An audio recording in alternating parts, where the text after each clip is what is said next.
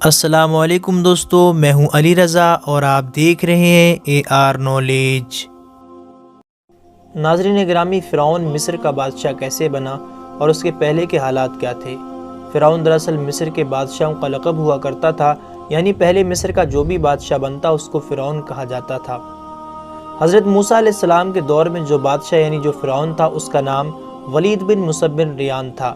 یہ شہر اسفیان کا ایک غریب عطار تھا اور اس نے لوگوں سے بہت سارا قرضہ لے لیا تھا، اور یہ قرضہ نہ دینا پڑے اس لیے وہ اسفیان سے بھاگ کر شام چلا گیا۔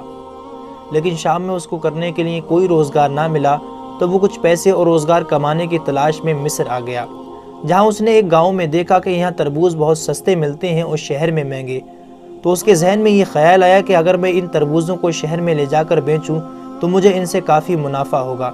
چنانچہ اس نے وہاں سے بہت سارے تربوز خریدے اور شہر کی جانب چل دیا، مگر اس کو راستے میں کئی سارے جگہ جگہ سپاہی کھڑے ملے جنہیں اس کو ٹیکس دینا پڑا۔ اس طرح یہ شہر پہنچتے پہنچتے اس کے پاس سارے تربوز ختم ہو گئے۔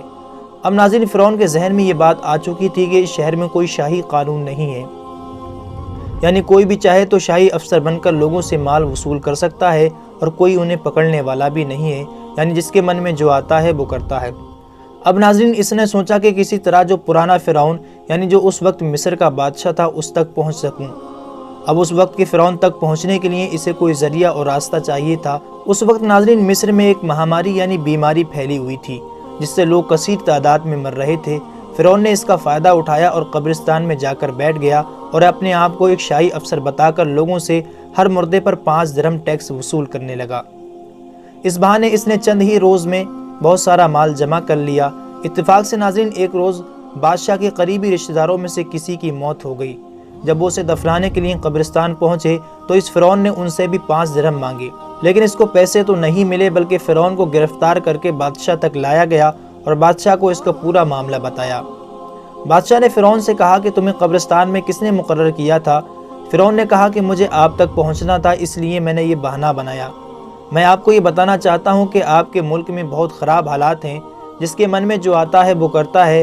میں نے 3 مہینے کے عرصے میں ظلم زیادتی کے ساتھ اتنا سارا مال اکٹھا کیا ہے، آپ یہ خیال کر سکتے ہیں کہ دوسرے حکام کیا کچھ کرتے ہوں گے۔ اور یہ کہہ کر ناظرین فرعون نے اپنا سارا مال بادشاہ کے آگے ڈال دیا۔ بادشاہ کو فرعون کی یہ بات پسند آئی اور اس کو ایک چھوٹا سا عہدہ دے دیا۔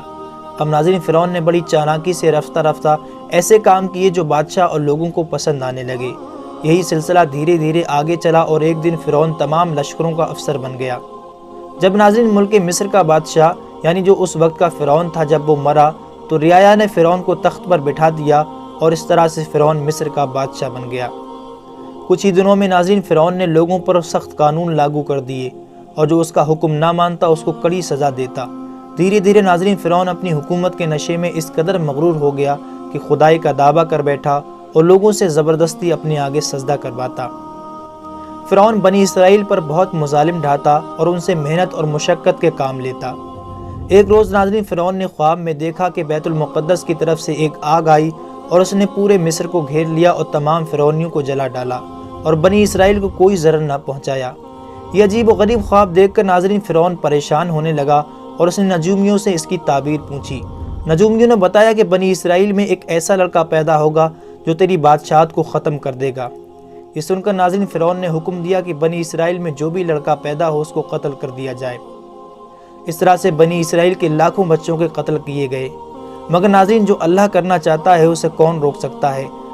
آخرکار حضرت موسیٰ علیہ السلام کی اسی سال میں پیدائش ہوئی جب بچوں کا قتل عام ہو رہا تھا۔ آپ کی والدہ کے ذہن میں اللہ نے یہ خیال ڈالا کہ وہ حضرت موسیٰ علیہ السلام کو ایک صندوق میں رکھ کر دریائے نیل میں چھوڑ دیں، اور یہ صندوق دریائے نیل میں بہتا ہوا فرعون کی محل کی دیوار سے جا لگا۔ فرعون کے گھر والوں نے اس صندوق کو نکال کر فرعون کے سامنے لے گئے۔ جب اس صندوق کو کھولا گیا تو اس کے اندر ایک نہایت ہی خوبصورت بچہ نکلا جس کے چہرے پر نبوت کی تجلی چمک رہی تھی اور جو اپنے انگوٹھوں سے دودھ پی رہا تھا۔ حضرت آسیہ نے جب اس بچے کو دیکھا تو دیکھ کر کیا بولی اسے قرآن بیان کرتا ہے۔ اور فرعون کی بیوی نے کہا یہ بچہ میری اور تیری آنکھوں کی ٹھنڈک ہے، اسے قتل نہ کرو، شاید یہ ہمیں نفع دے یا ہم اسے اپنا بیٹا بنا لیں، اور وہ بے خبر تھے۔ سورہ القصص آیت نمبر 9۔ ناظرین فرعون کی بیوی حضرت آسیہ ایک نیک خاتون تھیں جو غریبوں اور مسکینوں پر رحم کرتیں، اور حضرت آسیہ نے فرعون سے یہ بھی کہا کہ یہ بچہ سال بھر کا معلوم ہوتا ہے اور یہ بچہ دریا میں کس سرزمین سے یہاں آیا ہے، اور تجھے جس بچے سے اندیشہ ہے وہ اسی ملک کے بنی اسرائیل سے بتایا گیا ہے، لہٰذا تم اسے قتل نہ کرو۔ آسیہ کی یہ بات لوگوں نے مان لی، حالانکہ وہ اس انجام سے بے خبر تھے جو ان کا ہونے والا تھا۔ اس طرح سے ناظرین حضرت موسیٰ علیہ السلام کی پرورش فرعون کے محل میں ہوتی رہی۔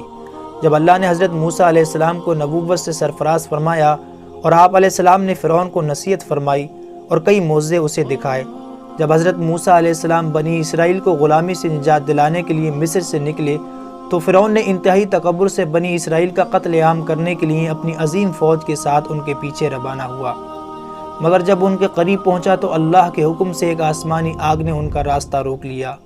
اس وقت حضرت موسیٰ علیہ السلام نے اللہ کے حکم سے اپنا عصا پانی پر مارا تو بحر قلزم دو حصوں میں تقسیم ہو گیا، اور لاکھوں کی تعداد میں بنی اسرائیل سمندر میں بننے والے اس عظیم راستے سے پار ہو گئے۔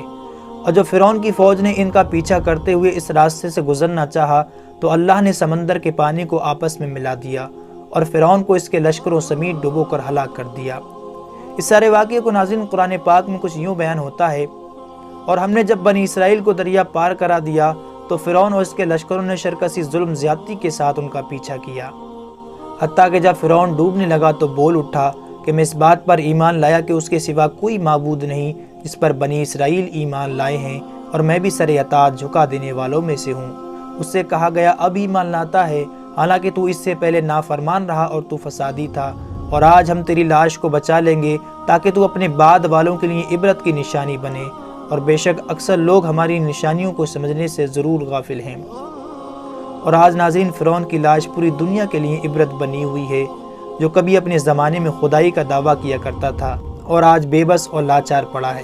اگر ناظرین تاریخ اٹھا کے دیکھی جائے، جن بادشاہوں نے اور جن لوگوں نے اپنی طاقت اور دولت کے غرور میں اللہ تعالیٰ کی ذات کو للکارا، اور جب اس خالق کائنات کی پکڑ آئی تو ان کا انجام شداد، نمرود اور فرعون جیسا ہوا۔ بے شک ناظرین اس خالق کائنات کی لاٹھی بڑی بے آواز ہے۔ اسی کے ساتھ دوستو آج کی ہماری ویڈیو کا اختتام ہوتا ہے۔ ویڈیو پسند آنے کی صورت میں اسے لائک اور زیادہ سے زیادہ اپنے تمام دوستوں کو شیئر ضرور کیجیے گا، اور ابھی تک آپ نے چینل کو سبسکرائب نہیں کیا ہے تو چینل کو ضرور سبسکرائب کیجیے گا تاکہ آنے والی تمام ویڈیو کی نوٹیفیکیشن آپ کو ملتی رہے۔ میں ملتا ہوں آپ سے نیکسٹ ویڈیو میں۔ اپنا رشتہ داروں اور گرد و نواح کے تمام لوگوں کا بہت خیال رکھیے گا۔ جب تک کے لیے اللہ حافظ۔